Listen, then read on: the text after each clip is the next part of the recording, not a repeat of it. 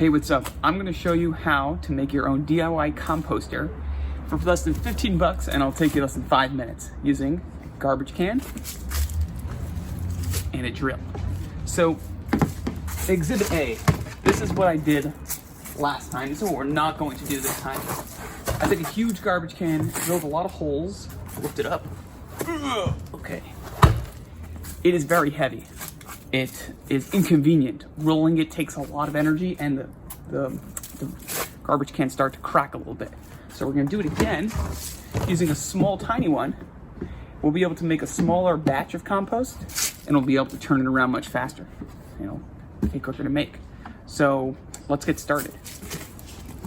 The first thing we're not gonna do is just drill holes. We're gonna use a garbage bag, because as you drill holes in the plastic's gonna go flying. So here's what we're gonna do. I'm gonna tilt the camera in a second, but you take the garbage can and you put it in here, so when you drill your holes and the plastic goes flying, it's already in the garbage. You don't have to go make it flying. So let's see what that looks like. Okay, make sure we can pan this. All right, so we're gonna just make some holes along vertical axis. We don't wanna get too crazy or creative, because then the integrity of the plastic's gonna start to break. So this is gonna be for drainage, and I took the biggest drill bit I could find. Gotta find something nice and big so the water can get out. So let's give it a go.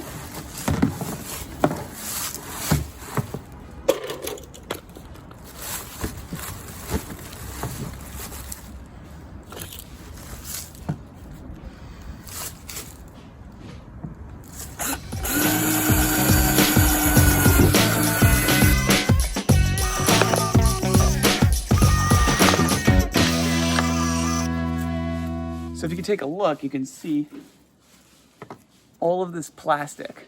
You don't want that flying around your garden. You want that going in the garbage can. So we're gonna do it again along all the axis until we get holes around the whole thing.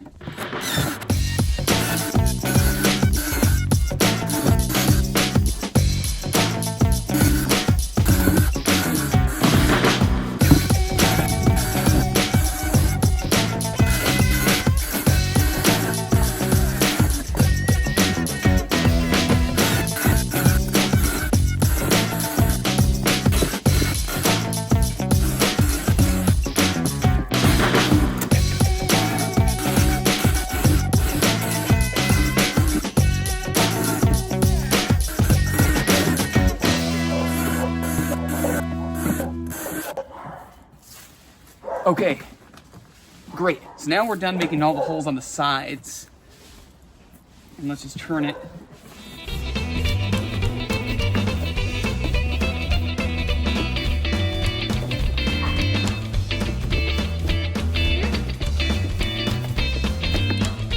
The next thing we're going to do is we are going to drill holes on the bottom. Now, this is the most important part. You must have holes on the bottom to let the water come out.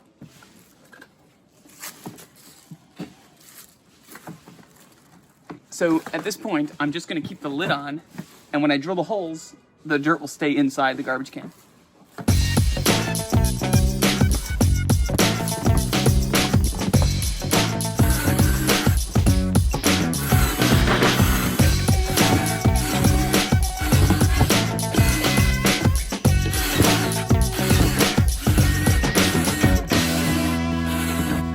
So now in the very center, I'm nervous to make too many holes because I need the integrity of the garbage bottom of the can to be strong.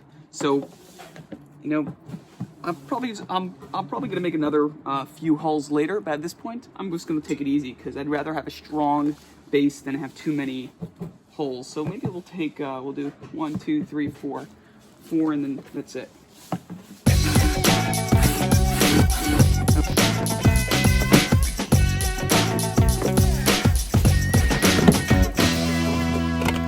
Okay, we're at the part where we're going to drill some holes in the top of the lid.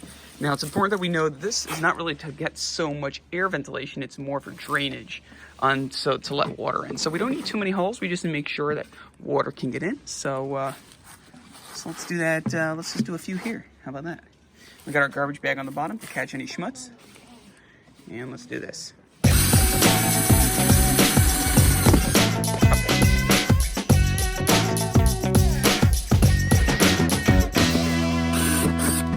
All right, so sorry for the video getting all weirded out.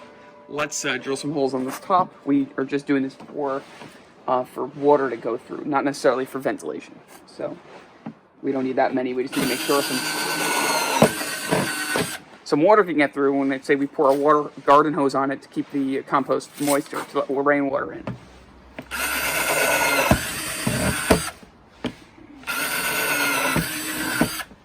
Okay, we're not going too crazy because we want to make sure that there is good integrity of the lid.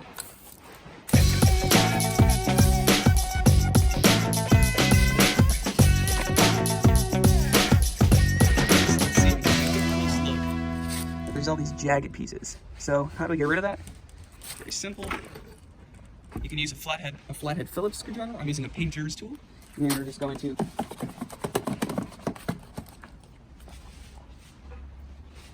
and they come right off.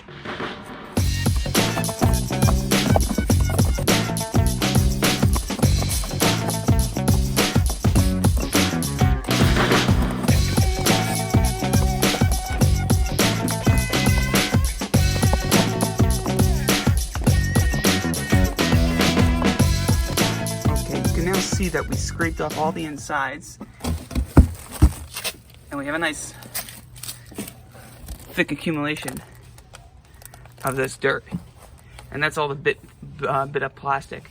You really don't want that going into your garden, so we have our garbage bin. We're going to clean it up,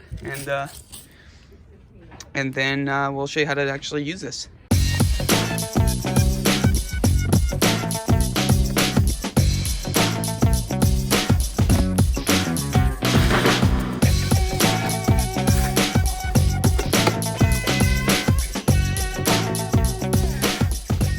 Okay, we're almost finished. As you can see, we did this around sunset time, so the lights are on now. And that's actually helpful because you'll be able to see all the little holes we made in our compost bin. So, picture this. Oh, it's like a little kaleidoscope.